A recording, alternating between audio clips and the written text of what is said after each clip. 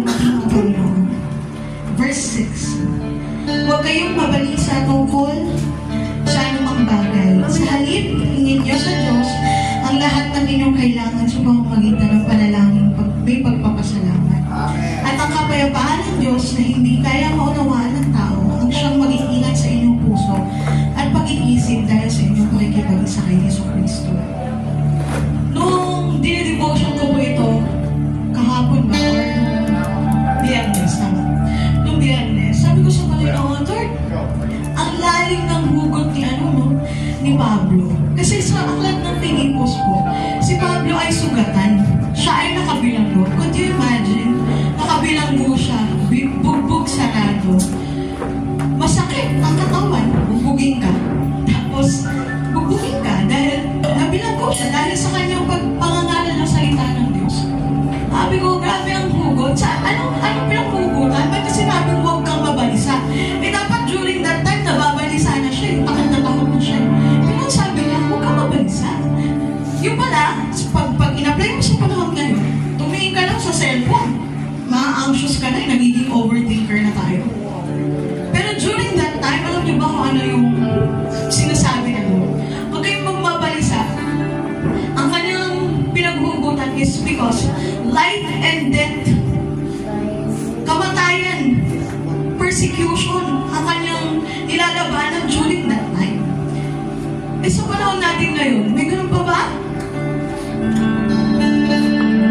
Conflict ba yun? Napakababa ngayon. Ang dali lang sabihin ka, do not be anxious, di ba? Pero kung papasahin mo yung kalaliman ng author nito, para sabihin niya yun sa'yo, nasugatan bilanggo, hindi ba parang sasabihin natin, Lord, nakakaya naman? Pero anong encouragement na sa'yo? Anong encouragement na sa'yo at sa akin? Sabi niya, kahit na marami tayong pinagdadaanan, bugbog sarado, ang daming problema, may ups and downs. Anong sabi niya? Magalang ka pa rin sa Panginoon. Amen? Meron pa rin kagalakan sa Panginoon. Meron pa rin kapayapaan buhat sa Diyos. Amen? Amen po ba?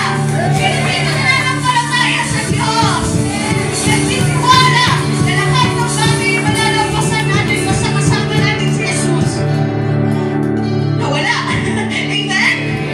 Amen. Sige po, tayo po'y tumayo at manalangin sa presensya ng Diyos.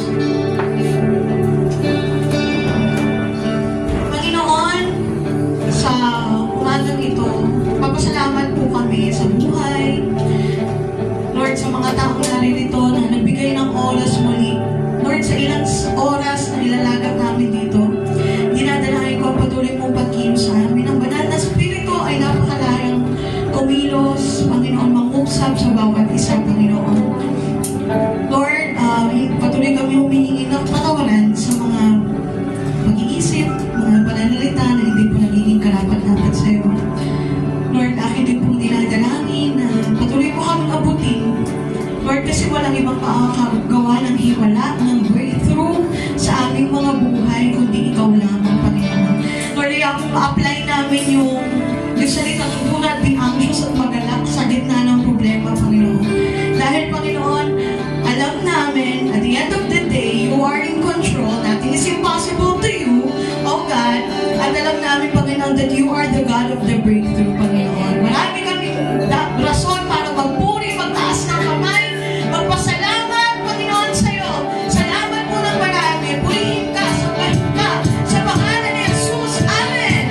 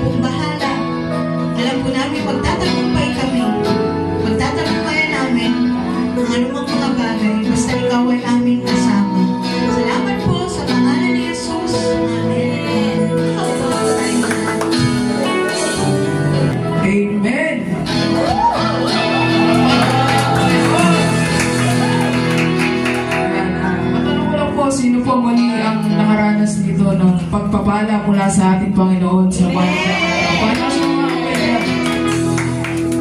Tunay nga po no, na nag-uumapaw ang biyaya ng Panginoon para sa atin. Hindi lamang po financially, pero yung magkaroon lang po tayo ng maayos na kalusugan, yung hindi po tayo nakakasakit despite na kahit anong sobrang init, at meron po tayong biases na nasisilungan. Lahat ng po yun ay blessing mula sa Panginoon.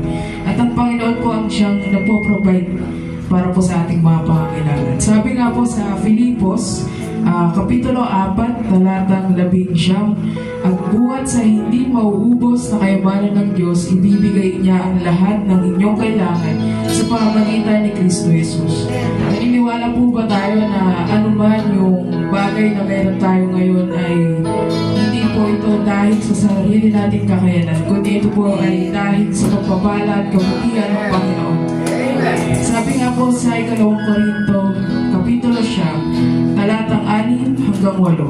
Ito ang ibig kong sabihin, ang nagtatanim ng kakaunti ay aani ng kakaunti, at ang nagtatanim ng marami ay aani ng marami. Ang bawat isa ay dapat magbigay ayon sa kanyang pasya, maluwag sa loob at hindi napipilitan lamang, sapagkat iniibig ng Diyos ang nagbibigay ng may kagalakan, magagawa ng Diyos na pasaganahin kayo sa lahat ng bagay at higit pa sa inyong pangangailangan upang sumagana kayo para sa mabubuting gawa.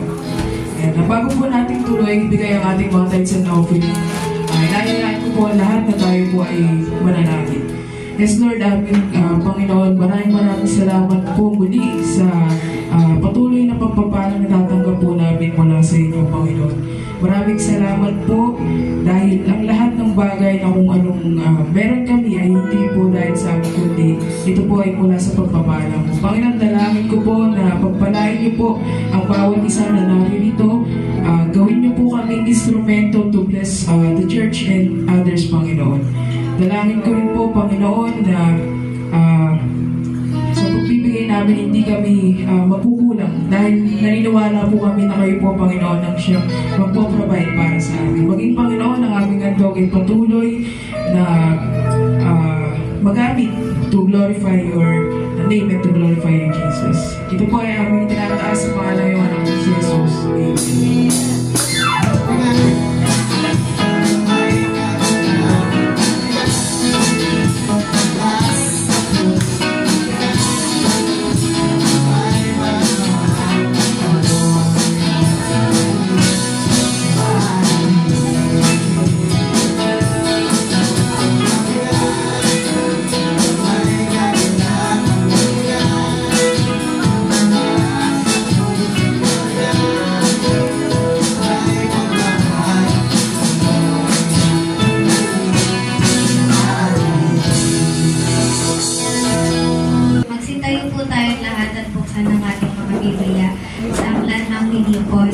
Kapitulo 1, talatang 20 hanggang 20. Ang aking pinakananais at inaasahan ay ang hindi ako mapahiya sa anumang bagay, kundi sa lahat ng panahon at lalo na sa ngayon. Ay buong tapang kong mapangaralan si Kristo sa buhay man o sa kamatayan. Sapagkat para sa akin, ang buhay ay para kay Kristo at ang kamatayan ay pakinabang. Kung ako'y mananatiling buhay, ito'y pakinabang sapagkat marami pa ako magagawang mabubuting bagay. Hindi ko ngayon malaman kung alin ang aking pipiliin. May pagtalo sa loob ko nais ko nang pumanaw sa mundong ito upang makapiling ni Kristo, sapagkat ito ang lalong mabuti.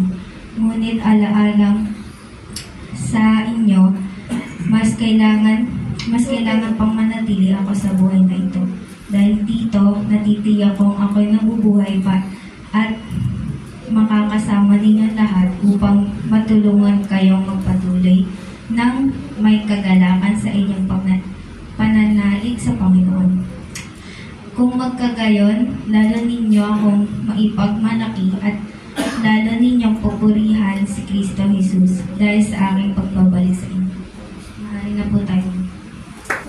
Okay, good morning. Okay. Okay, isang mapagpalang umaga po sa inyong lahat at salamat po dahil ito po ang huling linggo ng buwan ng Abril. At next week po ay May na, Mayo na. So May, June, July, patatlong buwan na lang at tayo ay mag-celebrate na naman ang ating second year anniversary ng J-Hub. Yung panahon na lang tayo ay magkakasama-sama na muli sa isang malakihang lugar at pagsasamahin po natin ang ating pong first service, second service at po ating magiging panuhin sa araw na iyon. So magiging bukas po tayo para sa pagpapanyaya ng mga pwede nating anyayahan sa araw po ng ikalawang taong pagdiriwang at celebration po natin. Ang bago po natin magiging team ay tawag dito, His name is Jesus. And ang pangalan niya ay ang ating Panginoon Jesus. On that second day, celebrate natin at itataas natin ang kaisa-isa, nag-iisang pangalan, nag-iisang tanging daan, at buhay, walang iba kundi ang ating Panginoong Jesus Cristo. Kaya po sa umaga nito, sa pinakapahuling mensahe ng buwan Abril, pinamagatan po natin kay Kristo Jesus, buhay man o kamatayan. Buhay man o kamatayan. Kay Kristo Jesus po tayo. Hindi na po natin babasahin ang Pilipos Kapitulo 1, talatang 20 hanggang 26, sapagkat ito po ay nabasa na naman ang ating pong tagapagbasa ng salita ng Diyos kanina. Ngayon, kung meron po tayong papahalagahan sa buhay na ito, sa panahon po ng kakaiba at naiibang sitwasyon, bawat araw, bawat linggo, bawat buwan, bawat taon. Ang init po sa panahon ito ay hindi ito ordinary sa mga panahon mga nagdaan po sa atin. Tama po ba? Kung po'y bata pa, nag-aaral po ng elementary po at high school, kapag po sem break, masaya po ang bawat isa sapagkat ang init po ay natamtaman lang. At ang atin po mga galawan sa ating po mga pang-araw-araw na buhay ay simpleng-simple lang. Pero hindi po sa panahon ito. Ang panahon ito ay umabot na po tayo sa halos sunod-sunod at hindi na po mabababa ng 40 degrees ang init po natin bawat araw. Kung kayo po ay nasa isang lugar na medyo mababa ang inyong bubong, at ang ibang po bubong lang talaga, wala talagang kesame, hindi ko ma-imagine kung gaano kahirap ang kanilang pong kalagayan. Sa bahay po namin ay mainit din. Parang ang nasa horno pagka kami nasa sala. Kaya kami lahat ay nagpupuntahan, mabuti na lang at si Lord ay nakapagbigay pa rin sa amin ng aircon sa bahay namin doon sa aming 2 kwarto na nagiging kandungan sa panahon po ng sobrang init at nagiging kabaga-baga naman sa panahon ng pagbabayad ng kuryente. Yan, pero wala naman yan eh. Ginhawa sa panahon ng na ikaw ay nagpapalamig at hinagpis ng ating damdamin pagdating po ng ating pong bill, no? Talagang po tumataging na libo-libong bills ang ating binabayaran. Pero ganun pa man, malaking tulong sa mga may edad na rin at sa ating pong mga apo. Kaya naman patuloy tayo magpanalanginan sa isa't isa. At sa mga panahon po ng mga pagbabago at mga hindi inaasahan, alam po nyo kung meron po tayong ililigtas at kung meron po tayong iingatan ay walang iba kundi ang ating pong sarili. Yan po isa sa pinakamahirap na kalaban natin pagdating po ng panahon. Yung ating pong sarili at yung ating mga mahal sa buhay. Kaya mo bang talikuran ang gawain ng Panginoon katumbas ng pagliligtas ng aking sarili at ng aking mga mahal sa buhay? No? Kasi talaga pong napakahirap po ng labanan ngayon. Dahil ito po yung sitwasyon po natin na halos lahat ng ating pong atensyon, lahat ng ating pong gusto gawin puro sa ating sarili. Halos po konti lang po yung naibibigay natin talaga sa ating pong Panginoon. Ito po yung katotohanan. Real talk po tayo. No? Ang bawat araw na ating iniisip, puro pang sarili. Ang bawat araw na ating iniisip, puro sa ating mga anak. Kung paano natin isosurvive ang bawat araw. Kaya naman, pag hiningi na ng Diyos yung para sa Kanya, nakakalungkot. Saka naman doon nagkakaroon ng dahilan ng tao. Tama ba? Walang dahilan mula Lunes hanggang sa panahon ng pangangailangan ng sarili. Pero pagdating na sa Diyos, laging meron at meron nagiging dahilan. No? Nakakatuwa po kapag lumampas kayo sa mga pagsubok sa buhay. Kaya na pang umaga sa ating unang service, meron po tayong kapatiran doon na random po may dinaramdam sa kanyang katawan. Tingin ko sa kanya, putla na eh. At hindi na nga siya nakatayo para magpuri sa Panginoon. Pero pinipilit niyang yumuko, pinipilit niyang pumalakpak, pinipilit niyang magpuri sa Panginoon. Inusta ko siya, sabi niya okay na naman po siya, dati pastor. Ang punto ko dito is yung kanyang hakbang ng kagustuhan ng puso. Tama ba? Na makadampan ang kanyang tungkulin hanggat kaya niya. Ang tama raw po ang pagpupuri paglikod sa Panginoon, pag ikaw ay nagtaas ng kamay, huwag mo siyang ibaba hanggat hindi ka nangangalay at hanggat kaya mo. Ako ay aawit sa Panginoon hanggat ako'y may boses. Ako ay tatayo sa Panginoon hanggat kaya kong tumayo. Kasi ito ay para sa Panginoon. Yun daw po yung tamang paraan ng pagpupuri sa ating Panginoon. Ibibigay mo ang pinakamainam.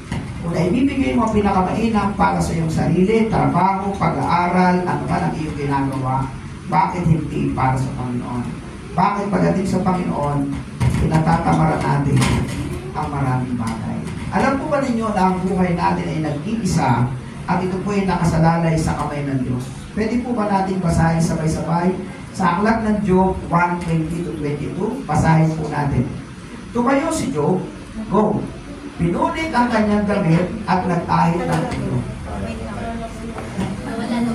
Kaya pala walang sumasabay sa akin. Akala ko wala nang natutong magbasa. So, tatanggalin na. Okay, so tumayo si Job, pinunit ang kanyang damit at nag-ahit ng ulo. Pagkatapos nagpatira siya at sumamba sa Diyos. Ang sabi niya, ba't naman lumabas sa sinapunan ng aking ina? Huwag din akong babalik sa lupa. Si Yahweh ang nagbigay, si Yahweh rin ang babawi, purihin si Yahweh. Sa kabila ng mga pangyayaring ito, hindi niya sinisi ang Diyos, kaya hindi siya nagkasalanan sa kanya. Alam naman natin ang kwento ni Job, di ba? Sa isang araw lang, namatay lahat ng anak. Sa isang araw lang, lahat ng negosyo bumagsak. Sa isang araw lang, nagkasugat-sugat ang kanyang ulo mula ulo hanggang paa. Sa isang araw lang, itinakulin siya ng kanyang asawa. At sa araw na yon, napag-isa siya. Sa isang maghapon na yon. Napakabigat talaga ng sitwasyon. Kung mangyayari sa inyo, hindi natin ito kakayanin. Kung hindi tayo ganun kalaki ng tiwala sa ating Panginoon. Pero nakita niya doon, sa panahon na yon, ang sabi niya, sa mga pangyayaring ito, sa nag-iisang buhay, naintindihan ko na hubad akong lumabas sa sinapupunan ng aking ina, hubad din akong babalik sa lupa. Si Yahweh ang nagbigay, si Yahweh rin ang babawi. At sa dulo, purihin si Yahweh. So, nag-iisa po ang ating buhay. At ang buhay na ito, noong unang-unang panahon, ay nagsimula po ng daan-daang taon. Sa Genesis chapter 5, verse 18-20, basahin po natin. Si Jared ay 162 nang maging anak niya si Enoch. Nabuhay pa si Jared ng 800 taon at nagkaroon din ng iba pang mga anak. Namatay siya sa bulang na 962 taon. Sino sa inyo gusto kumawag ng daan-daang taon? Kaya ba dito? Sa edad ko lang na 57 Hirap na ako. Ang dami ko nang nararamdaman ito, daang-daang taon But the point is, merong kamatayan pa rin. Okay? Yun po yung gusto natin sabihin. Ang nag-iisang buhay sa edad na 962 na taon, namatay pa rin. Ang nag-iisang buhay sa edad na 800 taon, namatay pa rin. So, ibig sabihin, mamamatay at mamamatay tayo sa nag-iisang buhay na meron tayo. Ngayon, yung daang taon yun, sa panahon ni Noah, nabawasan. Naging 120 years na lang. Makita, pekli ng pekli. Genesis chapter 6, verse 3. Pasa. Sinabi ni Yahweh, hindi ko papahintulot na mabuhay ng mahabang panahon na ang tao. Sapagkat siya ay makalaman, hindi nalalampas ng 120 taon ang kanyang buhay sa daigdig. Sa 120 na lang ang pinaka-maiksi na buhay. Kung lalampas pa, biyaya na ng Panginoon. Sa kasalanan ng tao, sa pasama ng mundo, sa pagbabago ng sitwasyon at kapaligiran, pati ang kinakain, kumikli pa. Sa awit 90 verse 10, kumikli pa sa tala ng aklat ng awit ng 70 years to 80 years. Basahin po natin. Buhay namin umaabot ng 70 taong singkan.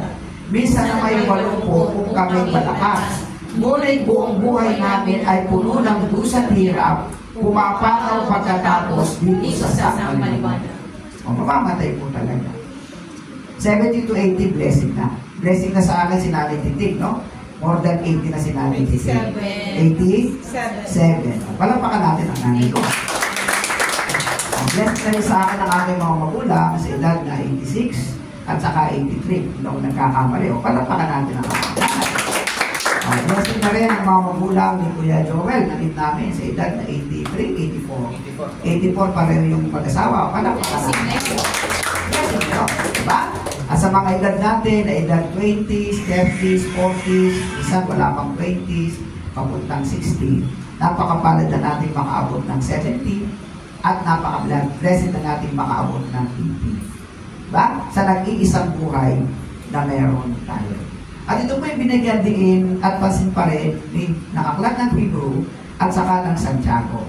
Hebreo chapter 9 verse 27, basahin po natin. Itinakda sa mga tao na minsan lang pumatay at pagkatapos ay magbago. Santiago 4:14, hindi na ninyo alam kung ano ang mangyayari sa inyo sa araw ng bukas. Ang buhay ninyo ay para usok lamang, sandali, lilitaw at agad na mawala. Ganyan po pinahalagaan ng Diyos ang buhay. Dahil ang buhay po hindi naman pwedeng magpaulit-ulit. Pinahalagaan ng Diyos Ama ang buhay na meron ikaw at buhay na meron ako. Ayaw niya na ipahamak ang tao sa kaparaan ng mamamatay na minsan lang pagkatapos hukuman niya hindi papuntang langit, kundi papunta sa impyerno. At yun ang malungkot sa lahat. Kaya naman si Apostol Pablo sa kanyang puso, anumang oras pwedeng mawala ang buhay, hindi tayo pwedeng makampante, hindi tayo pwedeng ipagpabukas, hindi tayo pwedeng isa-isang tabi ang buhay. Sabi ng mga kabataan, matagal pa akong mamamatay. Sabi naman ng mga medyo edad 30, 40s, okay pa, kaya ko pa. Hindi po katotohanan. Pag kayo po yung madalas nanonood ng balita, di ba? Hindi mo inaasahan, kahit yung poste, pwede bagsakan ng isang sasakyan para mamatay ang isang tao nakasakay doon. Di ba? Di mo alam. Iba ang buhay ngayon, iba ang buhay bukas, iba yung buhay sa darating.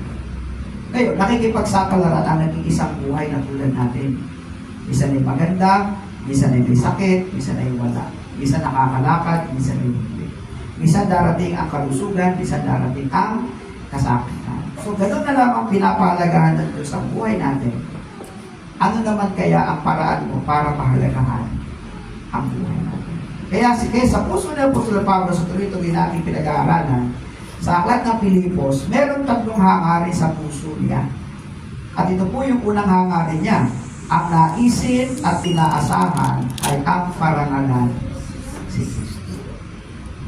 Ano ba ang ating ginagawa? Halimbawa, ikaw ay nagtatrabaho sa bahay, parangalan mo si Kristo sa iyong ginagawa. Okay, gawin mo ito para sa Kanya. Ikaw ay estudyanteng nag-aaral, parangalan mo si Kristo sa iyong pag-aaral. Pag-aaral kang mabuti, huwag kang mamukopya sa time na exam, di ba? Huwag kang magpapakopya. Kung magpapakopya ka, yun mali ang ipakopya mo. Di ba? Para pare-pareho kayo. Ano yan? Okay, kayo nagtatrabaho, parangalan mo ang Panginoon sa palaan ng iyong pagkatrabaho. Lahat ng ginagawa mo, iugnay mo, papunta sa isang karangalan na mapupupurihan mo ang ating Panginoon. O, Pilipos 1:20-21, anong sabi? Ang aking pinakananais, o sabay tayo, at inaasahan ay ang hindi ako mapahiya. Saan? Sa anumang bagay, kundi sa lahat ng panahon at lalo na ngayon, ay buong tapak kong maparangalan si Kristo sa buhay man o sa kamatayan. sapagkat para sa akin ang buhay ay para kay Kristo, ang kamatayan ay pakinabang.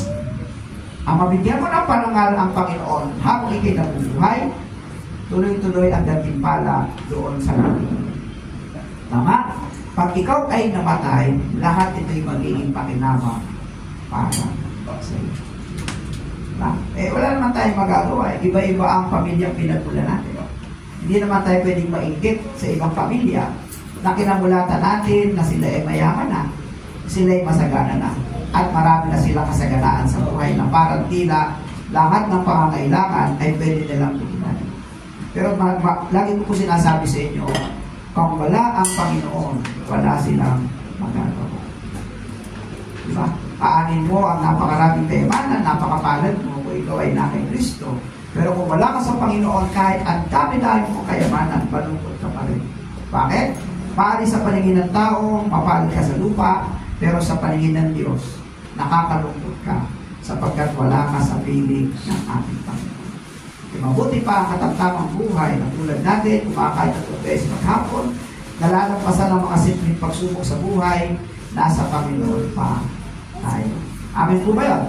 Ayan. Kaya naman, sabi po dito, sa araw-araw na pamumuhay, paparangalan si Kristo, sa panahon ng nabubuhay tayo, parangalan natin si Kristo, at kahit sa panahon ng ating kamatayan, paparangalan po natin ang ating Panginoon. Sa Colossus, Kapitulo 3, talatang 1-4, basahin po natin, yamang binuhay kayong muli na kasama ni Kristo, ituon ninyo ang inyong pag-iisip sa mga bagay na nasa langit, na pinaroonan ni Kristo, na nakaupo sa kanan ng Diyos. Ang mga bagay na panlangit ang isa-isip ninyo, hindi ang mga bagay na panlupa, sapagkat namatay na kayo at ang inyong buhay ay nakatago sa Diyos kasama ni Kristo. Si Kristo ang inyuhay at kapag siya'y nahayag na, kasama niya at makakapiling sa kanyang pagkakas. Kapag nahayag si Kristo, kasama tayong mahahayag. Kapag siya'y pinarangalan, kasama tayong pararangalan. Okay po ba? Kung ang buhay po natin dito sa lupa ay gagamitin natin sa mabuhay o sa mamatay, alang-alang sa karangalan ng ating Panginoon. Kasi pag inisip po natin ay puro sa ating sarili, may isa sa isang tabi po natin ng Diyos. Ngayon, kung para sa sarili at para pa rin kay Kristo, okay naman. Ang problema nga, hindi po ganun. Yung para sa sarili, nagagampanan, yung para sa Diyos, marami na tayo nahinan. At yan ang pinakamalungkot sa atin. At dumating sa panahon, natanungin sa atin ang Panginoon, bakit hindi ka nakapagbigay ng oras sa akin? Noong mga panahon na ako po ay hindi inaasahang sumakit ang tiyan, no? Sumakit ang tiyan at ako po ay napadoktor at napa-emergency. Ako po ay papunta po ng Batangas. Ako po yung nananalangin. Sabi ko, Panginoon, kung ako po yung kukunin, huwag po sa ganitong paraan. Ang gusto ko po, ako yung kukunin nyo na ako po ay nasa misyon na aking ginagampanan. At kahit sa panahon naman, ako ay bata-bata pa, mga edad, 13 taon, papuntang 15, iba yung aking hambang ng pananampalataya. Hanggang kaya ko, kahit ako yung nilalagnat, basta kaya ko lumakan, pupunta ako sa gawain ng Panginoon. Kinasanayan ko na yun. Kaya ako nanalangin, Panginoon, i-recover mo ako. Pag ako'y makaka-recover, diretso ako ng Batangas. Kung hindi ako makaka-recover, uuwi ako sa bahay. At ipapalo ko sa akin. Ni-recover ako ng Diyos. Pinalakas ako ng Panginoon. Diretso kami sa misyon. At nagampanan ko yung aking tutulong. So, meron mo ganong paraan ng paninigitan. Hanggang kaya mo, ibigay mo yung para sa Panginoon. Kasi, sa mga panahon ng kailangan mo naman sa iyong sarili, wala ka naman nagiging dahilan. Kahit ikaw ay may sakit, pumapasok ka sa trabaho, pumapasok ka sa eskwela, tama mo yan. Hanggang kaya mong ilaban ang mga tao na huwag magalit sa iyo, inilalaban mo ang iyong sarili. Ang tao, pag nagalit, takot ka. Pero hindi tayo natatakot kapag ang Diyos ang nagalit sa atin. Ay, nawaan po ninyo. Lagi po natin titingnan. Lagi natin titingnan, Panginoon, sobra-sobra na ang ibinigay mo sa akin. Kaya naman ayaw ko namang magkulang sa iyo kapag hinihingi mo na ako sa buhay. Isipin po ninyo, nagkikita-kita tayo dito pag-araw ng dito. Pagkatapos isang oras lang at kalahati, nagpipwentuhan pa, di ba, hindi pa nakikinig. Yun ang problema. Tama ba? Pagkatapos, umuwi tayo. Kanina na naman ang gagamitin natin oras. O di ba sa sarili na naman. Pag kinompute mo, sa loob ng 7 araw, ilang porsyento may bilhin mo sa Diyos? Halos wala. Halos wala. Babad sa Facebook, walang babad sa salita ng Diyos. Tama ba? Babad sa pakikinig ng mga awiting sekular, walang panahon pakikinig sa awiting spiritual.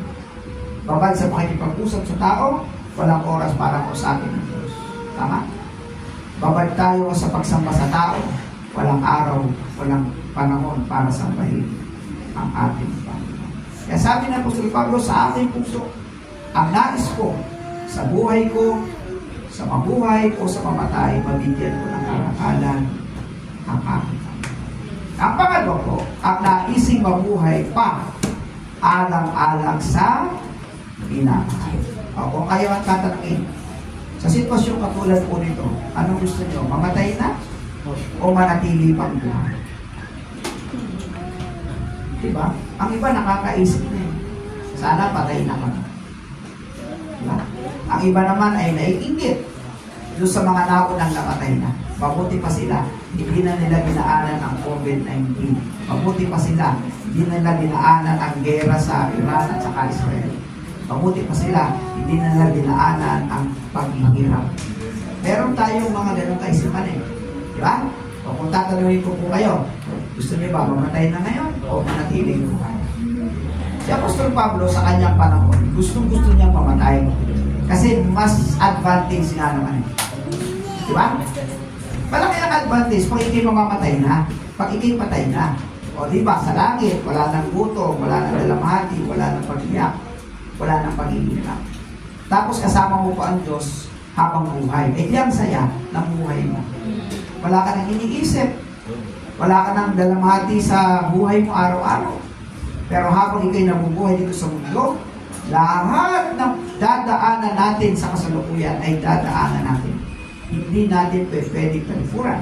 At hindi rin naman pwedeng maging exclusive tayo.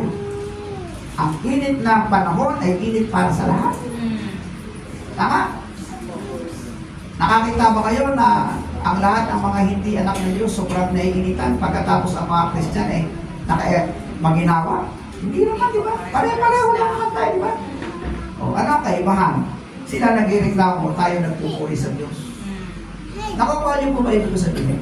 Doon ay papakita ang timbangan ng pagmamahal po natin sa ating pong Panginoon. Kaya ano sabi dito ni Apostol Pablo, Filipos 1:20-24, basa, kung ako'y mananatiling buhay, ito'y kapakipakinabang sapagkat marami pa akong magagawa mabubuting bagay.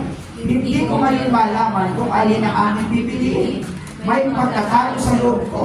Nais ko nang pumanaw sa mundong ito upang makapiling si Kristo. Sapagkat ito ang lalong mabuti. Ngunit alang-alang sa inyo, mas kailangan pang manatili ako sa buhay. Eh si Pablo noong panahon nito nakakulong. Si Pablo sa panahon nito, ang dami ng sugat, ang dami ng bubo ng katawan. Sino ang gugustuhin mabuhay ka? Siyempre ang gugustuhin mo, Panginoon, gusto ko nang mamatay, papapilig ka. Pero pag nakikita mong napakadami pang tao na umaasa, na nagtitiwala, na nakikinig, gusto ko pang mabuhay para sa inyo. Tama po ba? Ganun po dapat ang maging pananaw natin. Habang tayo po ay buhay pa, samantalahin natin ang pagkakataon na yung ating mga mahal sa buhay ay mailapit natin sa ating Panginoon. Kasi kung tayo nga lang ba, mamamatay ngayon, bakit nga ba? Ano ba masama dito sa panahon dito? O di ba ang ganda kasama na natin ang Panginoon? Kaya lang, paano yung may isman? Kaya yung po ating mga anak, pinalalaki po natin silang makadiyos. Tama ba? Pinalalaki po natin silang makadiyos, palasimba, palabasan ng Biblia, palapanalangin. Wala tayong sawang pagpapaalala. Kasi naiiba po ang henerasyon sa panahon. Kaya na po, bumili ako ng almusal kanina at narinig ko yung nagtitinda. Ang sabi niya, yung mga nag-iinay dyan ng mga kabataan, babae at lalaki. Nako, kagabi pa po yan, magdamag po yan. Nagkakasayahan, nag-iinuman. Hanggang umaga. Sabi niya, lungkot na lungkot ako, ibang-iba na talaga ang henerasyon sa panahon. Kita niyo po, iba ang mentalidad ng tao. Malayo sa Diyos. Ayaw sa Diyos, isinay sa isang tabi ang Diyos. Mas gusto ay puro sarili. Kaya yung mga nabubuhay pa ang tulad natin at binibigyan po ng pagkakataong mabuhay pa, samantalahin po natin ang pagkakataong makapag-invite, manalangin natin sila, mga mahal sa buhay, hanggang sila po'y makakilala sa Panginoon. Bayaan niyo mapuno ng mapuno ito. No? Bayaan niyo mapuno ng mapuno. Alam niyo po ba na kagabi ay nag-brown out po? Dahil nagkaroon ng naputol po yung ilang bahagi ng kable na may kinalaman po sa linya po natin. Naputol yun. Diba? Ang mentalidad po agad ng aking pamilya, lalo po si Soraya, online tayo, online. Hindi natin kakayanin na ang init dito. Kahit tayo po ay ibukas natin yan, hindi natin kaya ang init. Dahil sobrang init nga naman dito. Pero ang isip, tinan po ninyo, ang isip ay hindi para ihinto. Ang isipan ay hindi para next week na lang tayo magsamba kasi wala tayong ilaw. Hindi. Ang isip, pagdating ng 6 o'clock, 7 o'clock, wala kang pag-asa, online. Magpapalaganap ng mensahe, wala mo nang simba, online tayo. The point is, yung pagpapahalaga sa spiritual, napakataas. Higit sa pagpapahalaga sa ating mga sarili. Pwede ko naman sabihin, ay salamat, mapapahinga akong sarili ito. Sasabihin din ng Yada Worship, salamat, pahinga kami. Diba? Pero hindi po yun eh.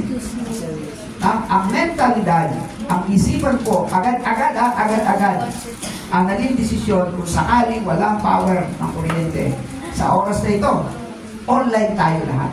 Ganun kabilis ang desisyon. Online tayo. Magsasalita pa rin ako, kagaya ng aking mensahe tulad nito, aawit pa rin sila, kagaya ng awit na ilawin kanila, kaya lang naka-online tayo. Huwag lang pong mahinto ang pagdating sa spiritual sa Panginoon. Tama po ba? Alam niyo mga minamahal kapatid, hakbangan lang po ninyo yung para sa Diyos. Ibigay niyo po yung para sa Kanya. Maniwala po kayo. Hindi kayo pagkukulangin. Ibibigay ng Diyos ang para sa atin. Kaya sabi, gagawin ang lahat para sa mahal sa buhay.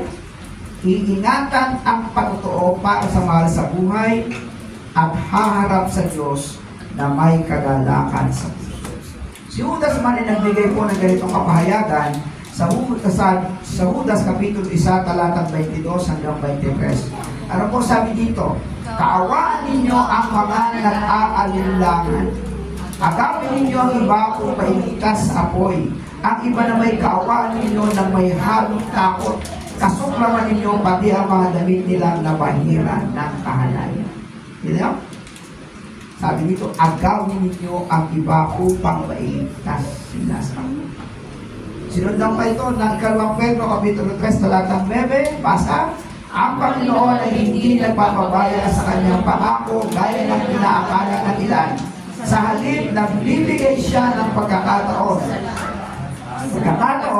Hindi niya nais na may mapahamak, kundi ang lahat ay makapagsisi at lumalikod sa kasalanan. Kaya habang tayo po ay nabubuhay, nagigising tuwing umaga, wala tayong gagawin kundi magpasalamat sa Diyos, gawin ang parangal para sa Diyos, at gawin ang pagkakataong ma-impluensyahan po natin ang mahal natin sa buhay na makakilala sa Panginoon.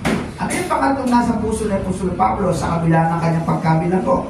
Ang naising maging kalakasan at hamon. Filipos 1:25-26, dahil dito natitiyak kung ako'y mabubuhay pa at makakasama ninyo lahat upang matulungan kayo magpatuloy na may kagalakan sa inyong pananalig sa Panginoon. Kung pagkagayon, lalo ninyo may pagmamalaki at lalo ninyong pupurihin si Kristo dahil sa aking pagbabalik sa inyo.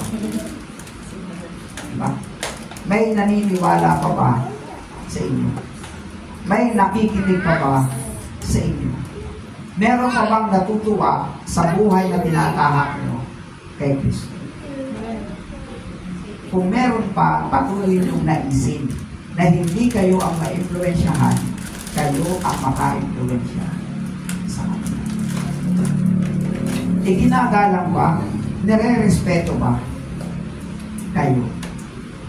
Ang aking anak na si Helen ay nasa Cebu, nasa Bohol, no? Kasi ito kasama sa part ng kanyang pong trabaho. Sana all. Diba? Kasama po ito sa kanyang trabaho. One time, nag-text siya, sabi niya, meron 2 kwarto, ako ay nagsosolo dito sa aking kwarto. Nasaan yung iba? Naroon na sa isang kwarto, kasama kanilang mga bossing, nagkakasayahan. Nagkakasayahan. Nakakatuwa yung mga ganong paninindigan. Nakakapanatag sa parte ng magulang, sa mga anak na napalayo sa iyo, na nag-iisa siya ron, pero hindi nako-compromise ang kanyang pagiging Kristyano. Diba? Hindi ko alam kayo. Hindi ko alam kung sa panahon na kayo po ay nag-iisa na, at sa panahon iba na ang inyong kasama, kung kayo ay nako-compromise o kayo ang nakaka-influence. Salamat sa Diyos. Napapagtagumpayan ng aking mga anak na lumalayo sa aking pamilya. Nagsosolo sila, pero nagagawa nilang tumindig sa kanilang pagiging Kristyano. Kaya sabi dito, may galak sa puso na maging hamon ang kanyang buhay. Sabi kay Apostol Pablo, may galak sa puso na maka-influensya siya. May galak sa puso magkasama-sama sa pagpupuri. Dahil dito, natitiyak kong mabubuhay pa at makakasama ninyong lahat upang matulungan pa kayo na magpatuloy na may kagalakan sa inyong pananalig sa Panginoon. Diba? Kaya Tatay Pastor, hanggang ngayon, buhay pa rin. At patuloy kayo kung tulungan, gagabayan, kasama ng aking pamilya, na lumakas at magpatuloy sa paglilingkod sa ating Panginoon. Ngayon, ito po ay aral na natutunan ko din naman. At ituro ko na rin pala ito sa ating prayer meeting. Ang ating pong katawan ay meron na palang signal. Makinig po tayo sa signal ng ating katawan. Pagka nag-signal na siya, masakit ang ulo, hinto na. Pag nag-signal na siya, napapagod ka na, hinto na. Sapagkat isa pala yan sa paraan ng pag-aalaga sa ating katawan. So, kada araw, kada sitwasyon, kada pangyayari, natututo naman tayo. Nasa sa atin na lang yan kung hindi tayo matututo sa ating sarili. Sa unang Korinto, Kapitulo 1, 11, sabi dito, basa po tayo. Dahil niyo ako dahil ang pagtulad ko kay Kristo. Ikalawang Timoteo, Kapitulo 6, talatang 11 hanggang 12, basahin po natin. Ngunit ikaw na lingkod ng Diyos, umiwas sa mga bagay nito. Sikapin mong mamuhay ng matuwid, maka-Diyos, may pananampalataya, pag-ibig, pagtitiis at kaamuan. Ipaglaban mo ng mabuti ang pananampalataya, panghawakan mo ang buhay na walang hanggan, dahil diyan ka tinawag ng Diyos na ipahayag mo sa harap ng maraming saksi at inyong pananalig kay Kristo. Diba? Gusto ko po ulit basahin sa inyo, ngunit ikaw na lingkod ng Diyos. Ang pinatutulong ko lang po ay siya, pero pinatutungkulan po tayo lahat. Umiwas ka sa mga bagay na ito. Sikapin mong mabuhay ng mabuti, maka-Diyos, may pananampalataya, pag-ibig, pagtitiis, at kaamuan. Gawin po natin, may pagka-personal ito. Sumunod po kayo sa akin. Sisikapin ko, mabuhay, ng matuwid, maka-Diyos, may pananampalataya, pag-ibig, pagtitiis, at kaamuan. Ipaglalaban ko ng mabuti ang pananampalataya. Paghahawakan ko ang buhay na walang hanggan. Dahil diyan ako tinawag ng Diyos na ipahayag ko sa harap ng maraming saksi ang aking pananalig kay Kristo. Meron po tayong dalawang video clip sa panunorin. Paki-on po yung ilaw natin. Ang isa po ay may kinalaman sa pagpapasakop at pagkasailalim ng plano at kalooban ng Diyos. Nawa, masundan ninyo kung ano ang kalooban ng Diyos sa atin. Ito po yung una, hindi ko po ang katahimikan. Yung po nasa taas ay ito po yung gusto natin mangyari sa ating sarili. Ang bilis. Gusto natin agad-agad. Gusto natin andyan agad. Kaya hindi natin masundan ang plano ng Diyos. Ayaw natin ang problema, ayaw natin ang pagsubok, ayaw natin na tayo ay nahihirapan, gusto natin ginawa. Kaya diretso agad. Pero yung pong napangalawa, ganyan po talaga ang buhay Kristiyano, mga anak sa pananampalataya. Bago natin maabot ang plano ng Diyos, kailangan daanan po ninyo ang mga sumusunod na mga pagsubok sa buhay. Makapagpapalakas po sa atin yan. Pangalawang ulit pa. Makakapagpalakas po sa atin yan. Huwag lamang po tayo magmadali katulad po ng nasa unahan. Gusto niya agad, dire-diretso.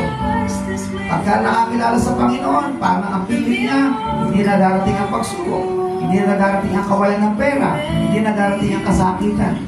Hindi po yan. Yung pangalawa po ang ating sinusundan. Sa panahon ng pagkakasakit, lalaban ka sa pananampalataya, Panginoon, gagaling ako. Amen? Sa panahon ng ikaw ay nawawala ng pag-asa, ikaw ang Diyos ang pag-asa, lalaban ako. Kaya pataas ka ng pataas.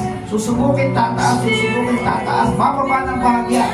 Pero pagdating sa dulo, ang tagumpay, ang lakas, ang buong pag-asa, ang tatak ng pananampalataya ay siguradong makakamtan.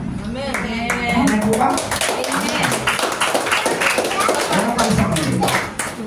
Sa panahon naman na tayo po ay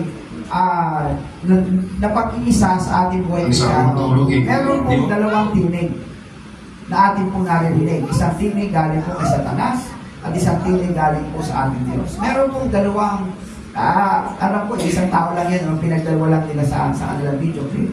Pero sila po ay merong mga, yung isa ay devil advice at yung isa naman ay God advice. Pakinggan po natin. Devil's lies during Sundays. Huwag ka munang bumangon, ang sarap matulog eh. Di ba pagod at puyat ka? Mamaya ka na magbihis, mamaya ka na pumunta sa church, o huwag ka na lang kaya pumunta. Total, meron pa naman next Sunday eh, di ba? Hindi naman kailangan perfect attendance sa church. Ang importante, nakikita ka nila paminsan-minsan. Pumasok ka na lang kaya sa trabaho mo. Siya pa yung sasahurin mo ngayong araw. Di ba? At least meron kang kita kahit hindi ka pumunta sa church. O di kaya kahit malate ka na, ang importante, nakikita ka nila sa church. Hindi mo naman kailangan maabutan pa yung preaching eh. Kasi alam mo na yung salita ng Diyos kahit hindi mo napapakinggan. Ang importante, meron kang nalalaman. Kaya matulog ka muna. Magpahinga ka muna. Huwag mo itong pakinggan. Godly advice. O baka makinig ka na naman sa advice nito, maling-mali. Ang sabi ng Bible sa Matthew chapter 6 verse 33, Seek ye first the kingdom of God and His righteousness, and all these things shall be added unto you. Kung meron ng pinaka-importanteng gawin mo sa buhay mo, yun ay ang paglingkuran ng Diyos, ang sambahin ng Diyos, kapatid. At ang sabi pa ng Biblia, huwag mong kaliligtaan ang dumalo sa mga pagtitipon. Kung paano ka nagiging masipag, maaga sa work mo, sa school mo, dapat mas lalo pa pagdating sa gawain ni Lord, di ba? Ibigay mo yung best mo, kapatid. Huwag kang tatamarin, huwag mong kalilimutan ng Diyos. Dahil pag ang Diyos ang lumimot sa iyo, naku kapatid, may kalalagyan ka. Kaya tara na, magbihis ka na, bumangon ka na dyan. Samahan natin ang ating mga kapatid sa pagsamba sa Diyos sa araw nito. God bless you, kapatid. Purihin ang Diyos na buhay.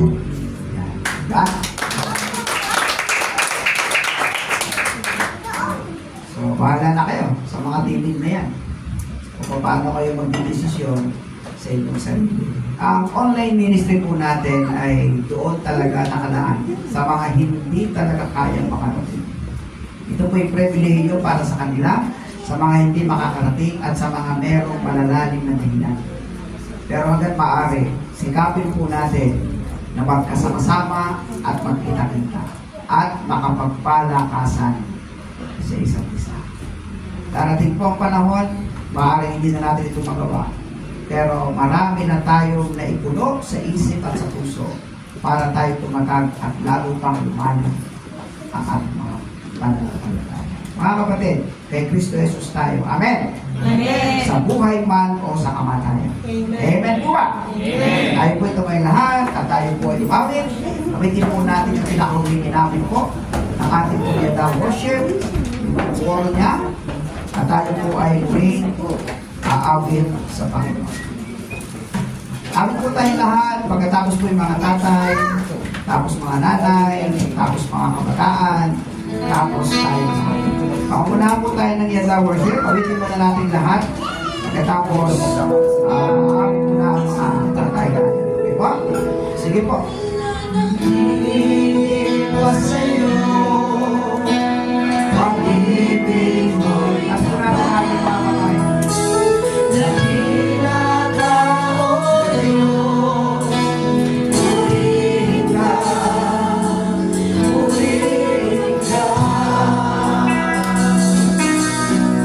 Wala nang hihingin pa sa'yo, biyaya mo'y sapat. Lumalating ka, O Diyos, purihin ka, purihin ka. Wala nang hihingin pa sa'yo, pag-ibig mo'y tapat. Dakila ka, O Diyos, purihin ka, purihin ka.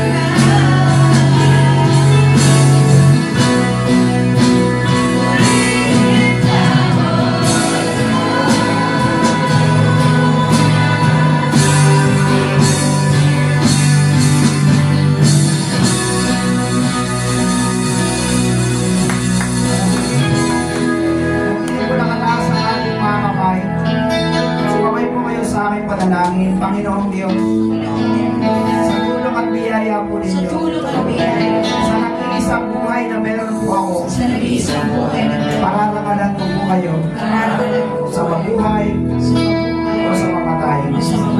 Dalangin po namin na habang ako ay nabubuhay, ako po ay maka-impluensya at sila po ay sumunod din sa pananampalataya ni Kristo.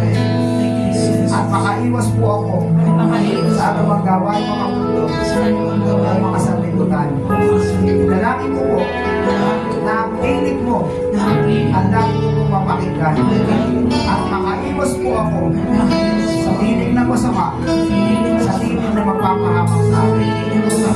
Tulungan po ninyo ako habang ako'y nabubuhay. Sa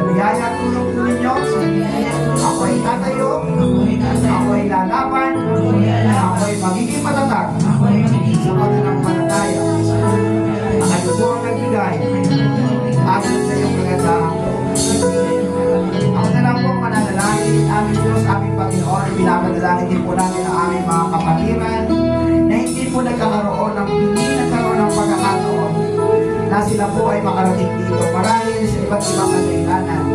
At kayo po, O Diyos, ang tumulong sa kanila, sila po ay masamang pakiramdam, pagalingin niyo po sila. Kung sila po ay merong mabibigat na mga suliranin, ilagpas niyo po sila sa mga pagsubok sa buhay. Mga kapatid na namin na nasa online abroad, kayo po ang siya magpalag, mag-ingat po sa kanila doon. Mga kapatid na namin na dito lang sa local, kayo po ang mag-ingat, Panginoon, sa kanilang magpala. Tuloy kami na nagkakaroon ng pagkakataong magpalakasan. Patuloy niyo po kami gawayan, tulungan, patuloy po kami na iyong pong patnubayan, Panginoon. Sa masang ginagalawan po namin, sa patuloy po nararanasan init sa panahon, dalangin po namin ang lakas ng pisikal. Kami po ay lumaban aming Diyos. Wala po sa aming registro, wala sa aming magkaroon ng asma o kahit ang magkaroon ng sakit. Protektahan po ninyo kay Panginoon. Kasabay din naman ng aming pong pag-iingat, Panginoon. Mga trabaho tinulog niyo po sa amin, pagkaloob po ninyo patuloy ang kalakasan. Kung maaari po ay ma-promote pa, Panginoon. Mga estudyante na isipag-aral, Panginoon, bigyan niyo po ng talino at karunungan, Panginoon, sa kanilang pag-aaral. Mga naghahanap po ng trabaho, tamang trabaho o tamang panahon, ay ipagkaloob po ninyo sa kanila. Panginoon, narito ang buhay namin. Sa namin pinagkakatipalat, wala namang ibang pwede ipaglagaan ito. Ang nag-iisang buhay namin, kundi ikaw lamang, Panginoon. Kay Kristo Jesus kami, sa iyo kami, Panginoon Jesus, sa mabuhay man o sa laki ng pag-ibig ng Diyos sa Diyos na lamang.